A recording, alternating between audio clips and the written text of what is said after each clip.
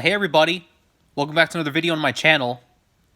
So I figured I'd share another film review. Now this film that I'm talking about has a very special place in my heart because I watched this film back in 2013 and it was honestly an incredible film, beautifully written, and honestly, it sometimes brings a tear to my eye, but it does have a special place in my heart. This movie is pretty much a part of my childhood, honestly, and something I can relate to because something that I experienced myself, honestly, in real life, so it's definitely something worth checking out in my opinion. The movie is called My Name is Khan, and this film was directed by Karan Johar.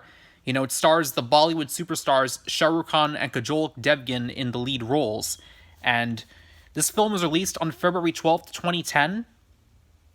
It's a Bollywood film, rated PG-13, but most of the film takes place in America, despite being an Indian film, so, you might want to turn on subtitles for the Indian characters, for my viewers in America and Canada that are watching my videos, you might want to turn on subtitles for those, for the film, because, some of it is in Hindi, you may not understand it, so you might want to turn on subtitles just so you can see the translation.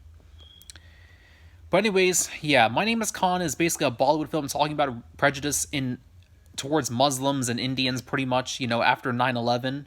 Because when 9/11 happened, there was a huge wave of Islamophobia.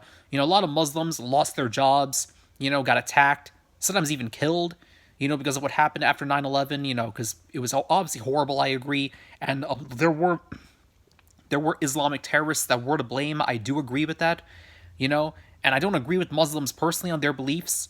However, I don't think it's fair to blame all the Muslims, for what happened on that day. Obviously not. Not all the Muslims are obviously responsible, because there are Muslims who also died in 9/11, so not all the Muslims are responsible for what happened, clearly, but, But 9/11, but My Name is Khan talks about what happens to the Muslims after 9/11. This film isn't about 9/11, but it's about it's rather like not judging an entire group of people based on the actions of some people in a specific race or religion. That's basically what the film is teaching us. Basically, pretty much, I would say.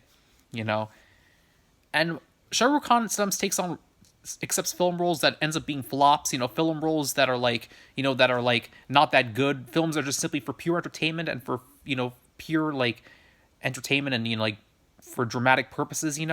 Love stories.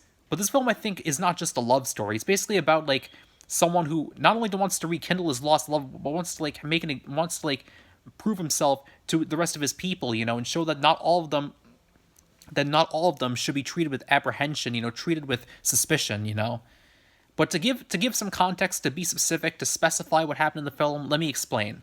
So the protagonist of the film of My Name is Khan, is an Indian man called Rizwan Khan, and Rizwan Khan has Asperger's syndrome. When he was a child, he had right when he was a child, he had Asperger's syndrome. He had a disability. He had autism. And since I have autism myself, I can relate. I'm autistic myself. I have a disability, so I can totally relate to that. I can totally understand and empathize with the character. In a lot of ways. So he's kind of deaf. I would say he's autistic. He has trouble with hearing. And Rizwan's mother ends up mentoring him, throughout most of his life, Rizwan ends up being gifted and, has a lot of knowledge, and he helps, even helps to keep water going in his village, riding on a bicycle, and bicycling the water, channeling the waters that it doesn't, people in his village can be, well nourished, so he's actually helpful in that aspect, he's also building stuff, mechanically repairing things, So he's actually a good repairman, His disability is actually proved to be quite useful here, His younger brother, Zaki, ends up being slightly jealous of him, and ends up moving to America, to start a new life.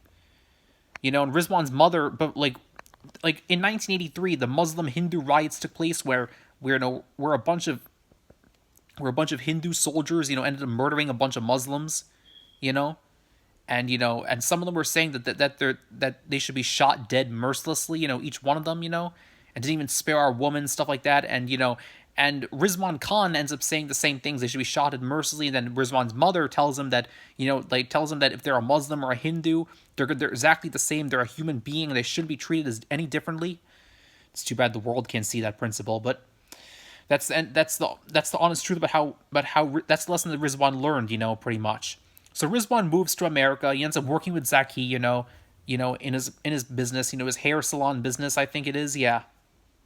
It's been a while since I last saw the movie, but yeah, I think it was a hair salon business, and then he ends up meeting Mandira. Mandira, a single mother, a single Hindu mother, who has a hair salon, and she has a young son, Samir, from her previous marriage, who's like 6 years old, you know, and Mandira and Rizwan end up talking a little bit, you know, and Rizwan actually helps Samir out. They helps him win a contest, and Samir gets like a prize teddy bear, I think.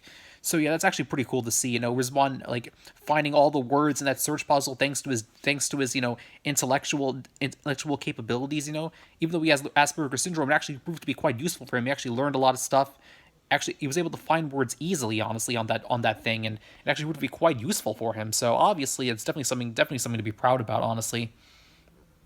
So yeah, so Rizwan and Mandira end up falling in love, then Rizwan and Mandira end up marrying, despite the fact that Rizwan is a Muslim, despite the fact that Mandira is a Hindu, and despite the fact that Rizwan has Asperger's syndrome, and the fact that Zaki threatened to sever ties with Rizwan, but Rizwan ends up going through with the marriage anyway. Rizwan and Mandira get married, and they end up moving to Banville, the town of Banville, which actually is in real life is the town of Danville, California. Danville, California. They changed the name from Danville to Banville, in the film. And in Banville, Mandira ends up moving in next door to one of her closest friends, Sarah, and Sarah introduces the Khan family to her husband Mark, who is a news reporter, and to her son Reese, who ends up befriending Samir. So everything seems to be going well for a time. Rizwan and Mandira get married. They end up moving next door to the Garricks, and they're having a fun time in Banville. Samir has a good birthday party. There's also all sorts of stuff in deleted scenes as well that wasn't shown in the film. Samir hanging out with his friends. They're all Rizwan having and Mandira having a good life. You know, having an intimate scene in one point of the film, and also Samir playing soccer and helping his team win a game. I think his middle school win a game. I think I'm not really sure. I think that's what happened. But then, not all good things come to an. Not all good things end up lasting. There's always something that has to end everything. Everything comes to an end. And September 11, 2001, that's what happens. Mandira gets a phone call, from Sarah about what happened, and all of a sudden it's showing all over the news the 9/11 attacks. The Twin Towers hitting the World Trade Center. And everyone going into chaos and panic, and and Mark ends up covering that, and so what happens is that Rizwan ends up going with his Muslim gear, like I shouldn't say Muslim gear, I should say like his robe, his Muslim robe, He ends up going there with that thing, ends up reciting verses from the Quran, and says some things that like some things that you can find in the Islamic religion, And a lot of people that are at the candlelight vigil are actually really offended and angry, and end up walking away because it's obviously the 9/11 attacks. They were blaming all the Muslims, which obviously shouldn't be true.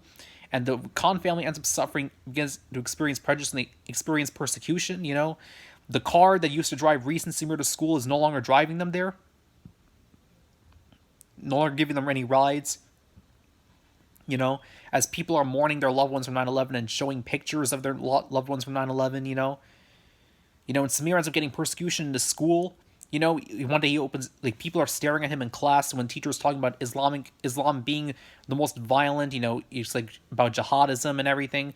Which, I mean, to be fair, Islam isn't the only violent religion. Okay, there are other violent religions as well. Even Christianity is violent. They have people blowing themselves up in the Middle East. So Christianity is also violent as well. So they're no better than the Muslims in that aspect. So I mean, please, don't give me that bullshit. But anyways, yeah.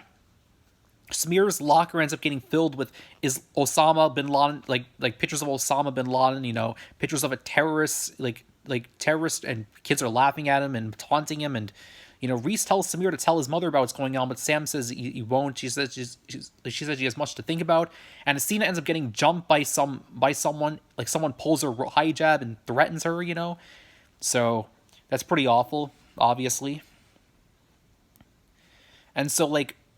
Mandira and Rizwan try to calm down Asina, try to comfort her. But then something happens that really causes the film's storyline plot to take place, that causes the plot to occur. Mark Garrick ends up being called to it's a few years after 9/11, Samir and Reese are both older, they replaced the actors with older kids, So